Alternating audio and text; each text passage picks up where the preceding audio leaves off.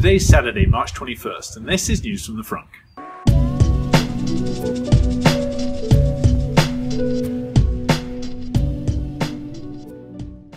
Here's another catch-up episode of the news of the last few weeks before we finally get round to discussing software version 6.2 in the next episode.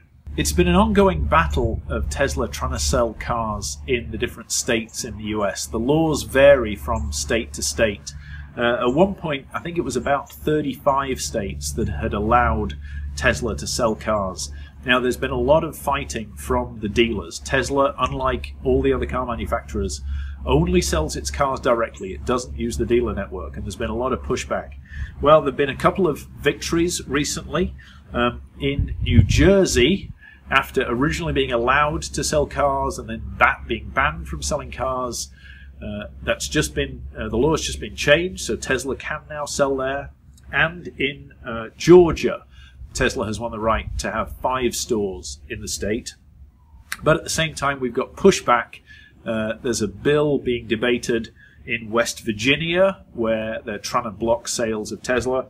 And in Missouri, the Missouri Auto Dealers Association has sued the Department of Transport to try and block the sales of Tesla. It looks like Tesla is going to have to continue to fight to get its cars sold throughout the US. Now for some Apple news. There's been huge speculation on a potential tie-up between Apple and Tesla. And fuel was poured on the fire following the Oscars when Elon Musk and Jony Ive of Apple were at the same party. Seems like they were inseparable for about 20 minutes in deep conversation on nobody knows quite what. That was bolstered when the Apple shareholder meeting happened, and shareholders were actually calling for Apple to buy Tesla. Apple has something like $175 billion of cash on hand. And so at today's market cap, Apple could buy Tesla and still have $150 billion sat in the bank. Something to think about. So it is 2015. The Model X is finally due to ship this year, and a few more shots have emerged. Looks like Tesla is now testing Model X on the streets around Palo Alto and elsewhere.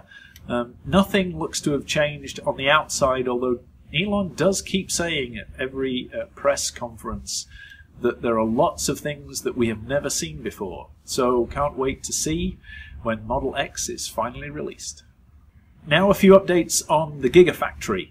Lots of pictures keep emerging as different people get up and look over the site and take some snaps. We've also got a few drone shots taken from over that huge site in Nevada. There was also a trip by the Tesla board, including Steve Jurvetson, who took a few photos as well. So if you're interested in seeing the progress of the Gigafactory, a few shots here, but also go hunting on the net, and you'll see a lot of photos continue to emerge. Now, Jerome Guillaume is one of the most well-known names at Tesla. Until very recently, he was the VP of Global Sales and Service, but now he's moved into a customer satisfaction role. It looks like Tesla is looking to appoint regional heads for the Americas, for Europe, and for Asia Pacific, and has eliminated that global position. In a statement from Tesla, they said that Jerome just does still work for Elon, and this isn't a demotion, but clearly a big change as Tesla continues to scale that operation worldwide.